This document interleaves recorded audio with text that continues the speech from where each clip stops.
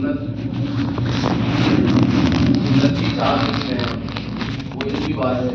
بہرحال ہمیں کیا سنت زندہ کرنی ہے. کیا کرنی ہے؟ ہمیں سنت زندہ کرنی ہے. ایک جگہ اللہ کے نبی نے فرمایا کہ ایک سنت زندہ کرنے پر اللہ رب العزت وہاں جہاں سنت کا جنازہ نکال دیا ہو وہاں پر آدمی اگر ایک سنت کو زندہ کرے گا اللہ 100 شہیدوں کو اسے 100 عطا فرمائے گا. یہ سنت کے بہت سارے فائدے ہوں گے انشاءاللہ. اور آپ کو پتہ ہی ہر سنڈے کو کچھ نہ کچھ بتا دیا جاتا ہے. سنت کھانا کھانے کی ہے، پانی پینے کی ہے، یہ ایک مسئلہ بتا دیا جاتا ہے.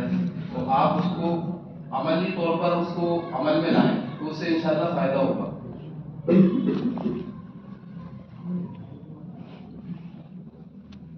استنجا کرنے کا طریقہ. استنجا ایک ضرورت ہے انسان کی. اگر اس کو یہ سنت پر آ گئی تو یہ عبادت بن جائے گا. کتنا مطلب ضرورت پوری بھی کرنی ہے آدمی اگر استنجا نہیں کرے گا تو شاید موت آ جائے اسے. اتنا خطرناک ہے. لیکن اگر یہ استنجا سنت کے مطابق ہو گیا تو مشرکین یہ کہتے تھے صحابہ سے کہ آپ کے نبی کیسے کہ سب کچھ سکھاتے ہیں، حالانکہ بول و براز کا طریقہ بھی سکھاتے ہیں، یعنی پاخانہ پیشاب کا بھی آپ کے نبی آپ کو طریقہ سکھاتے ہیں. صحابہ نے کہا ہاں ہمارے نبی ہمیں یہ بھی سکھاتے ہیں. اللہ کے نبی پیغمبر علیہ الصلوۃ والتسلیم اپنے صحابہ کو استنجا کرنے کا طریقہ بھی سکھاتے تھے کہ استنجا کیسے کرنا ہے. آج توفیق ہی نہیں ہوتی. کسی نے آج تک یہ پتہ ہی نہیں کیا کہ مولوی صاحب، حافظ صاحب، امام صاحب میں استنجے میں جاتا ہوں تو پہلے کون سا پیر داخل کروں، اور میں استنجے سے نکلتا ہوں تو پہلے کون سا پیر نکالوں. آج تک ہمیں توفیق نہیں ہوئی. اور دنیا کی کتنی بھی مشکل چیز ہو ہمیں معلوم ہوتی. تو دیکھو جب بھی استنجے کے اندر جائیں تو سب سے پہلے سر ہمارا ڈھکا ہوا ہونا چاہیے. یہ ایک دماغ میں نہیں آئے گی بات، لیکن یہ سنت ہے. کیا ہے؟ سنت ہے. ہمیں سنت سمجھ کر سر کو ڈھکنا ہے. اور جب استنجے کے اندر جائیں تو دعا پڑھ لیں. استنجے کے اندر لیں دعا پڑھ لیں. اللہم انی اعوذ بک من الخبث والخبائث. یہ استنجے میں داخل ہونے کی دعا ہے. بیت الخلاء میں داخل ہونے کی کیا ہے؟ دعا ہے. اس دعا کے پڑھنے سے فائدہ یہ ہوگا. کیا فائدے بتاؤں میں آپ کو. جو آدمی اس دعا کو پڑھ لے گا تو استنجے کی جو بیماری آئے نا اس بیماری میں موت تک وہ کبھی داخل نہیں ہوگا. سب سے بڑا فائدہ یہ ہوگا کہ استنجے سے متعلق جو بیماریاں ہیں اسے موت تک وہ کبھی ان بیماریوں میں داخل نہیں ہوگا. سب سے بڑا فائدہ تو یہ ہوگا. اور دوسرا فائدہ یہ ہوگا کہ استنجا کے اندر جانا، بیت الخلاء میں جانا، دعا پڑھنا یہ سنت ہے. ہمارے نبی کی سنت زندہ ہو جائے گی. اور استنجے میں جائیں تو جب ہم استنجے کے اندر داخل ہوں گے نا بیت الخلاء میں ٹوائلٹ کے اندر تو اپنا بایاں پیر الٹا پیر داخل کریں گے. کون سا پیر داخل کریں گے؟ الٹا پیر. اور دعا ہمیں باہر پڑھ لینی ہے. مسئلہ یہ کہ اگر دعا پڑھنا بھول جائیں تو یاد رکھو اگر بیت الخلاء بہت اچھا ٹوائلٹ ہے، انگلش ٹوائلٹ ہے، تو بیت الخلاء کے اندر جانے کے بعد دعا پڑھ سکتے ہیں، لیکن دل میں پڑھیں گے دعا. کہاں پڑھیں گے؟ من میں دعا پڑھنے کی اجازت ہے. دھیرے دھیرے دعا پڑھ سکتے ہیں بالکل من میں.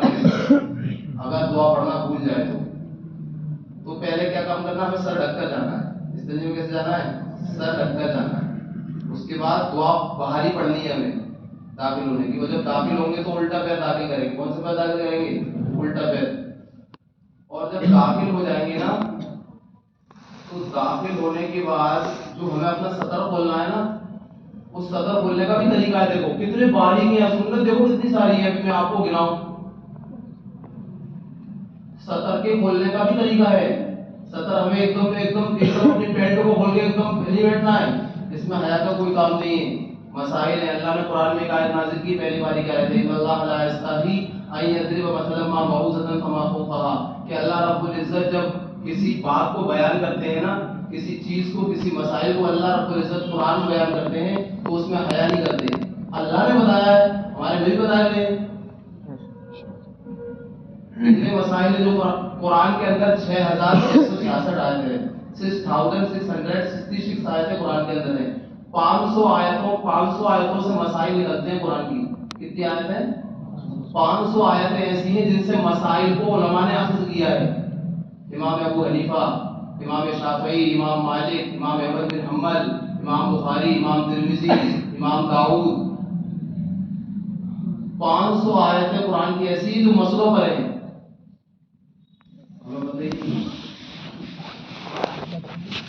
اور حدیث کا ذخیرہ لا تعداد ہے، حدیث کی کوئی گنتی نہیں ہے کتنی حدیثیں ہیں. صحاح ستہ کے اندر کتنی حدیثیں ہیں، ان کے علاوہ جو کتابیں ہیں ان کے اندر کتنی حدیثیں پتہ نہیں ہیں.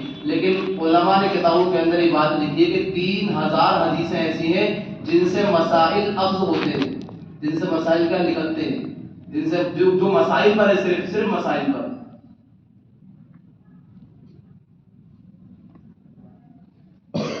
تو سر ڈھک کر جائیں گے، دعا پڑھ کر جائیں گے. جب جائیں گے تو الٹا پیر داخل کریں گے، اور جب بیت الخلاء کے اندر داخل ہوں گے تو سطر کو کھولیں گے نا، تو سطر کو جب کھولیں گے نا تو کھولنے کے ساتھ ساتھ ہی بیٹھنا ہے.